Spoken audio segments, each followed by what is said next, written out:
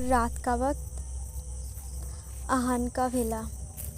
आहान गुस्से के साथ खड़ा था और रेहान भी गुस्से के साथ उसके सामने खड़ा है और रेहान के पीछे टिया खड़ी है, बहुत ही ज़्यादा डरी सहमी।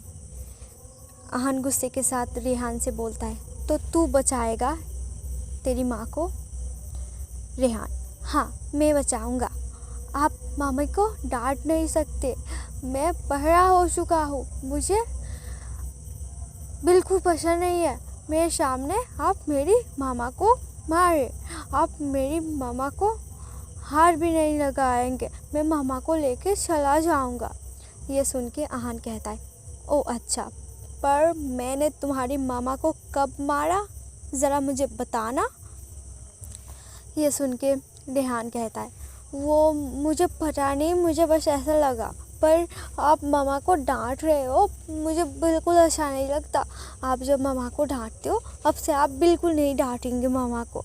अगर आपने उन्हें डांटा तो मैं बहुत ही ज़्यादा गुस्सा हो जाऊंगा और आपको घर से निकाल दूंगा और आपकी सारी प्रॉपर्टी अपने नाम करवा लूँगा और मामा को लेके एक हैप्पी लाइफ स्पेंड करूँगा, क्योंकि आपकी ज़रूरत नहीं है।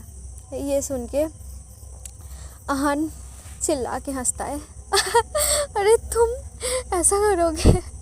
सच में यार, तुम मेरे ही बेटे हो, my boy, my cute little boy.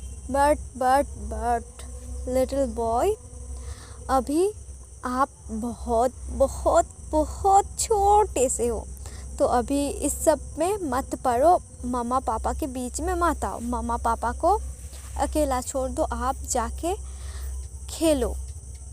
जितने वक्त तक आप खेलना चाहते हो आप खेलो, मैं नहीं मना करूँगा, और जहाँ तक मुझे पता है आपकी मम्मी भी आपको मना नहीं करेगा।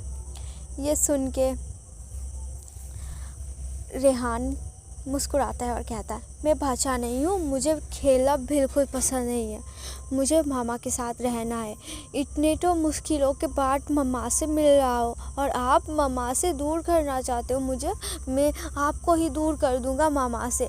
मैं मामा को लेके अगस्त्य पापा के पास चला जाऊँगा, वहाँ पे तो भामाक्षी मामी भी हैं, वो मामी का ख्याल रखेंगे, कुछ नहीं होने देंगे, पर आप बहुत ही ज़्यादा बुरे हो।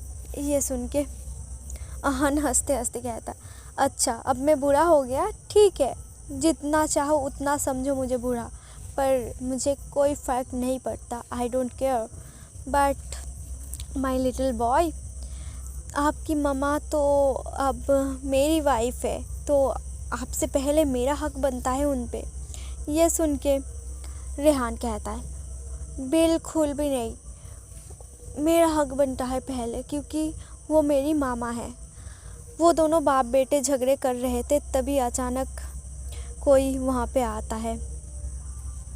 असल में ये अगस्त्य और भामाक्षी थे।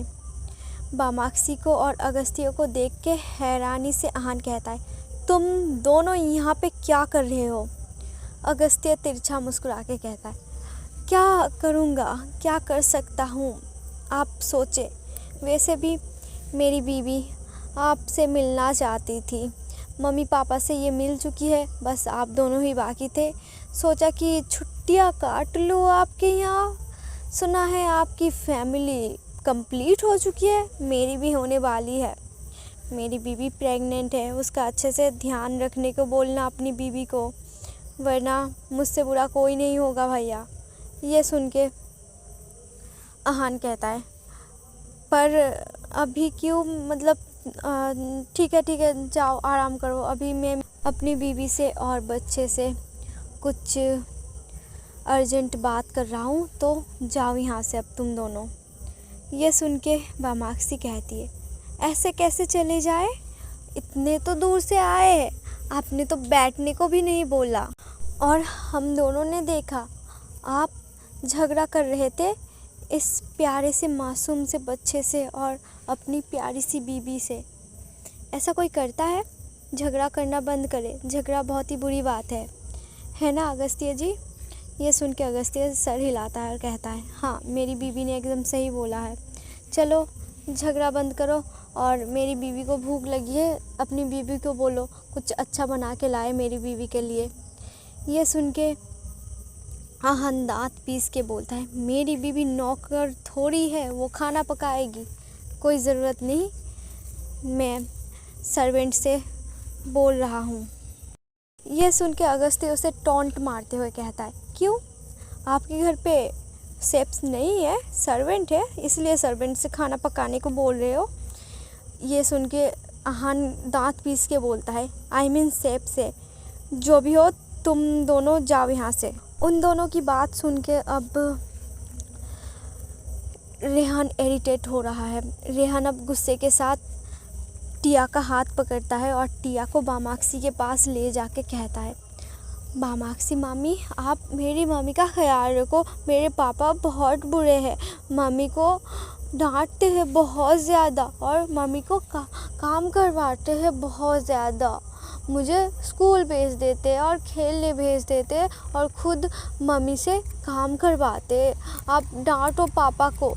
यह सुन के बामाक्सी गुस्से के साथ कहती है आहन से, अब तो हम इन्हें लेके ही चले जाएंगे, वैसे भी रेहान और टिया दीदी हमारे साथ ही रह सकती है, आपके साथ नहीं, आप बहुत ही ज़्यादा टॉर्चरफुल हस्बैंड हो, आप उन्हें टॉर्चर करते हो, हमें पता है।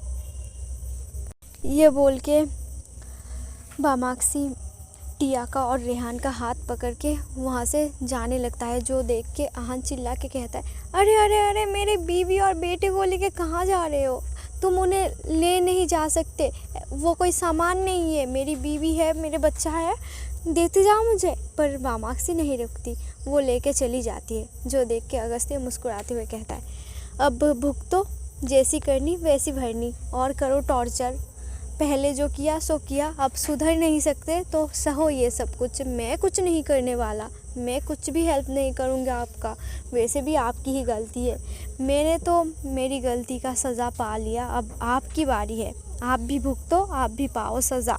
ये बोल के अगस्त्य आराम से एप्पल खाने लगता है, जो कि सामने ही टेबल पे कटे हुए रखे थे, जो कि आहन ने कटवाए थे टिया से खुद खाने के लिए, पर वो खा नहीं पाया क्योंकि रेहान आके उससे झगड़ा करने लगा था। इधर बामाक्सी ने टिया को कार में बिठाया और रेहान को भी, और ख़ुद भी बैठ गई और ड्राइवर को बोला घर ले चलने को। उसके बाद ड्राइवर ने कार स्टार्ट कर दिया और वहाँ से चला गया।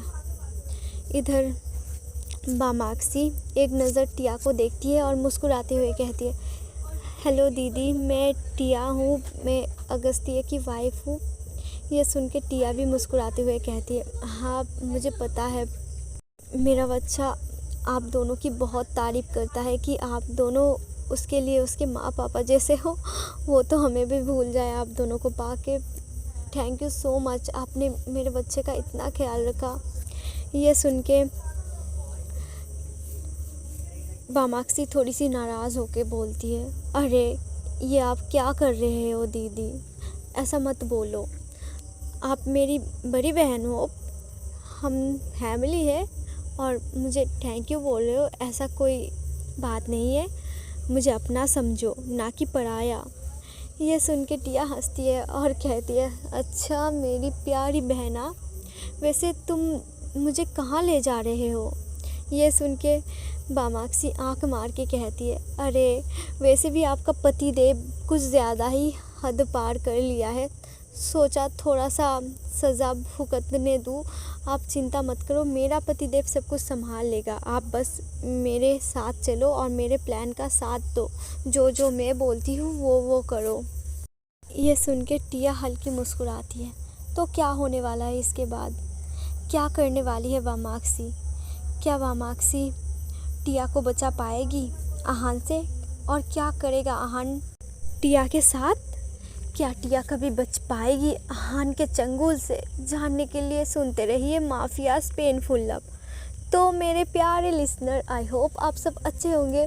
तो मेरा जो न्यू नावल है मॉन्स्टर पेनफुल लव, आप सब प्लीज़ उस पर रेटिंग दे देना और लाइक और कमेंट करके रीच बढ़वा देना। मैं कसम से रोमांटिक सीन बहुत ही डीप तरीके से एक्सप्लेन करूँगी। जैसा कि आप सब चाहते हो। तो लिंक डिस्क्रिप्शन और फर्स्ट कमेंट पे है। माफियाज पेनफुल लव 1-2 एपिसोड में ख़त्म हो जाएगी और मॉन्स्टर क्रूवल लव मैं डेली अपलोड करूँगी।